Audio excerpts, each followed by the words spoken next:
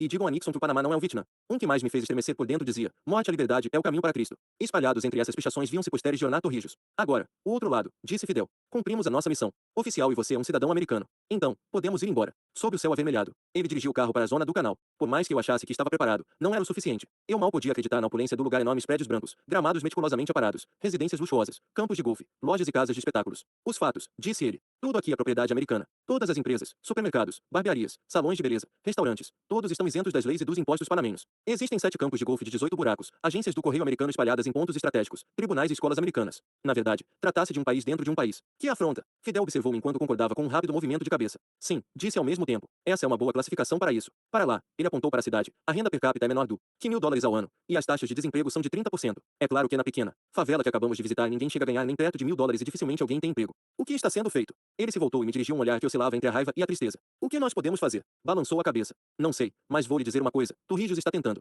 Acho que pode ser fatal para ele, mas sem dúvida nenhuma ele está fazendo o máximo possível ao alcance dele. Ele é um homem que vai lutar até a morte pelo seu povo. Enquanto saíamos da zona do canal, Fidel sorriu. Você gosta de dançar? Sem esperar pela resposta, acrescentou: vamos jantar e depois vou lhe mostrar um outro lado diferente do Panamá. Soldados e prostitutas depois de um bife suculento e uma cerveja gelada. Saímos do restaurante e descemos por uma rua às escuras. Fidel me advertiu para nunca andar a pé naquela parte de cidade. Quando vier aqui, tome um táxi na porta do prédio. Ele apontou com a mão. Logo ali, atrás daquele muro, fica a zona do canal. Ele dirigiu em silêncio até chegarmos a um estacionamento lotado. Encontrou uma vaga e estacionou. Um velho cambaleou até nós. Fidel saiu e deu-lhe umas palmadinhas nas costas. Depois passou a mão carinhosamente pelo capo do carro. Tome conta dele. É o meu xodó. Estendeu uma nota para o homem. Saímos do estacionamento em poucos passos e de repente nos encontramos numa rua fartamente iluminada por letreiros de neon. 2 meninos passaram correndo, apontando bastões de madeira um para o outro e imitando homens atirando com armas de fogo. Um se estatelou entre as pernas de Fidel, quase atingindo-lhe a virilha com a cabeça. O menino parou e recuou. Desculpe, senhor, gaguejou em espanhol. Fidel pousou as mãos sobre os ombros do menino. Não foi nada, rapaz, disse. Mas me diga uma coisa, em quem você e o seu amigo estavam atirando? O outro menino se aproximou. Passou o braço de maneira protetora em torno do primeiro. E o meu irmão, explicou. Desculpe.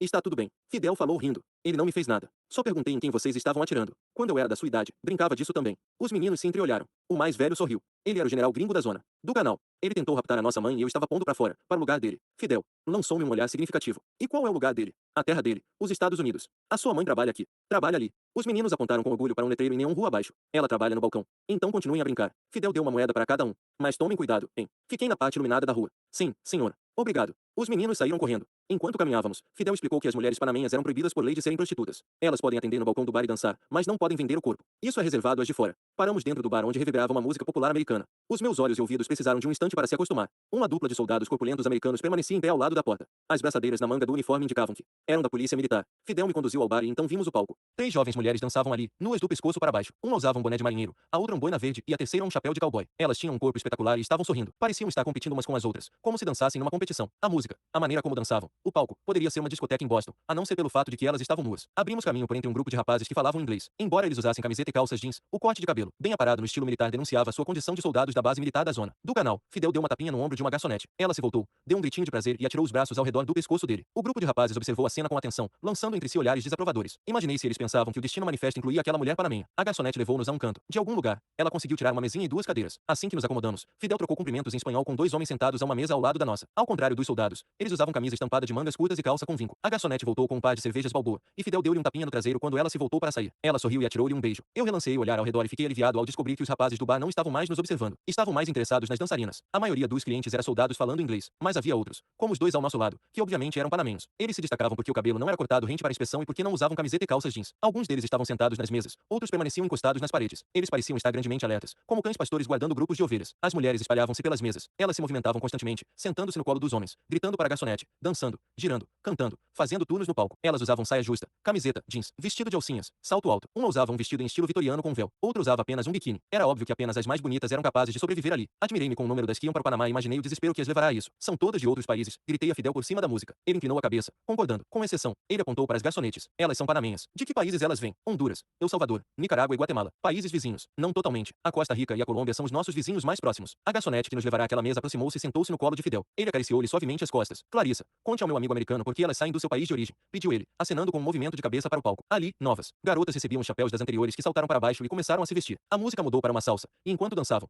as recém-chegadas iam tirando as roupas no ritmo. Clarissa ergueu a mão direita. Prazer em conhecê-lo, disse. Então levantou-se e pegou as garrafas vazias. Respondendo à pergunta de Fidel, essas garotas vêm aqui para escapar da brutalidade. Vou buscar mais 2 balboas. Depois que ela se foi, voltei-me para Fidel. Ora, vamos, disse a ele. Elas vêm aqui em busca de dólares americanos. É verdade. Mas por que tantas dos países governados pelos ditadores fascistas? Tornei a olhar para o palco. As 3 novas dançarinas giravam e atiravam um boné de marinheiro como se fosse uma bola. Olhei para para Fidel com o canto do olho. Você está brincando, não está? Não estou. Não, insistiu ele. Sério. Antes estivesse. A maioria dessas garotas perdeu a família, o pai, os irmãos, o marido, o namorado. Elas cresceram entre a tortura e a morte. A dança e a prostituição não parecem assim tão ruins para elas. Elas podem ganhar bastante dinheiro aqui. Depois recomeçam a vida em outro lugar. Compram uma lojinha. Abrem um café. Ele foi interrompido por uma comoção junto ao bar. Viu uma garçonete dar um murro em um dos soldados, que lhe pegou a mão e começou a torcer-lhe o pulso. Ela deu um grito e caiu de joelhos. Ele riu e gritou para os companheiros. Eles todos riram. Ela tentou atingi-lo com a mão livre. Ele torceu com mais força. O rosto dela se contorceu de dor. Os policiais militares permaneceram na porta, observando calmamente. Fidel levantou-se de um ímpeto e partiu em direção ao bar. Um dos homens na mesa ao lado da nossa levantou a mão para detê-lo. Tranquilo, hermano, disse ele. Fique calmo, irmão. Henrique controla a situação. Um panamenho alto e forte saiu das sombras do lado do palco. Andando com a desenvoltura de um gato, chegou junto ao soldado num instante. Com uma das mãos segurou o pescoço do homem enquanto com a outra banhou-lhe o rosto com um copo de água. A garçonete escapou. Diversos panamenhos que estavam encostados às paredes formaram um semicírculo. Ao redor do leão de chácara. Ele ergueu o soldado de encontro ao bar e disse algo que eu não consegui ouvir. Então elevou a voz e falou devagar sem MH inglês, alto o suficiente para quem quer que estivesse no salão ouvisse a pesada música. A garçonete passou dos limites com estes rapazes, e vocês não toquem nas outras antes de pagá-las. Os dois policiais finalmente entraram em ação. Aproximaram-se do grupo de panamenhos. Nós cuidamos da situação a partir daqui, Henrique, disseram. O leão de chácara jogou o soldado no chão e deu-lhe no queixo um aperto final, forçando-lhe a cabeça para trás e arrancando um grito de dor. Você entendeu bem. Ouviu-se um grunhido abafado. Bom, ele empurrou o soldado para os dois policiais militares. Levem-no para fora daqui. Conversas com o general. O convite foi completamente inesperado. Uma manhã durante aquela mesma visita de 1972, eu estava sentado em um escritório emprestado pelo Instituto de Recursos Hidráulicos e Eletrificação, a empresa pública panamenha de produção e distribuição de eletricidade. Eu estava concentrado em uma tabela estatística quando um homem bateu de leve no batente da minha porta aberta. Eu o convidei a entrar, satisfeito com alguma desculpa para afastar a minha atenção dos números. Ele se apresentou como motorista do general e disse que viera para me levar a um dos bangalos do general. Uma hora depois, eu estava sentado do outro lado da mesa do general Renato Rijos. Ele estava vestido informalmente, num estilo típico panamenho, calça caqui e uma camisa de mangas curtas desabotoada na frente, azul claro com uma estampa delicada esverdeada. Ele era alto, forte e bonito. Ele parecia incrivelmente relaxado para um homem com as responsabilidades que tinha. Uma mecha de cabelo escuro caía-lhe sobre a testa proeminente. Ele me perguntou sobre as minhas recentes viagens à Indonésia, Guatemala e Ira. Os três países o fascinavam, mas ele parecia especialmente intrigado com o rei do Ira, Shah Mohammed Reza Pahlavi. O Shah chegará ao poder em 1941, depois que os britânicos e soviéticos derrubaram o pai dele, a quem acusaram de colaborar com Hitler. Você consegue imaginar, disse Torrijos, fazer parte de um plano para destronar o seu próprio pai. O chefe de estado do Panamá tinha um grande conhecimento da história daquela terra distante. Conversamos sobre como as posições se inverteram para o Shah em 1951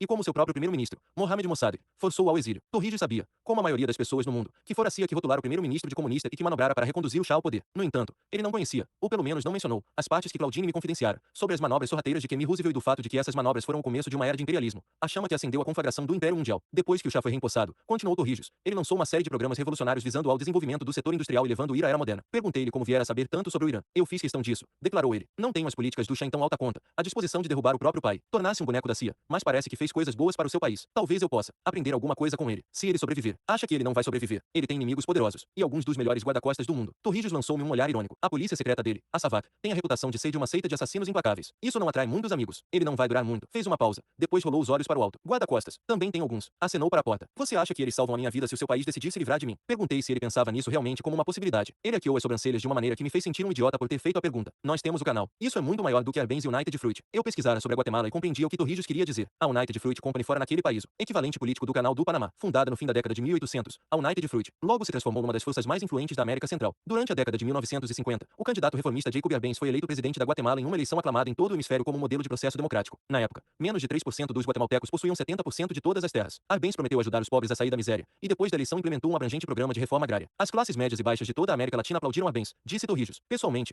ele foi um dos meus heróis, mas nós também ficamos em expectativa. Sabíamos que a United Fruit era contrária a essas medidas.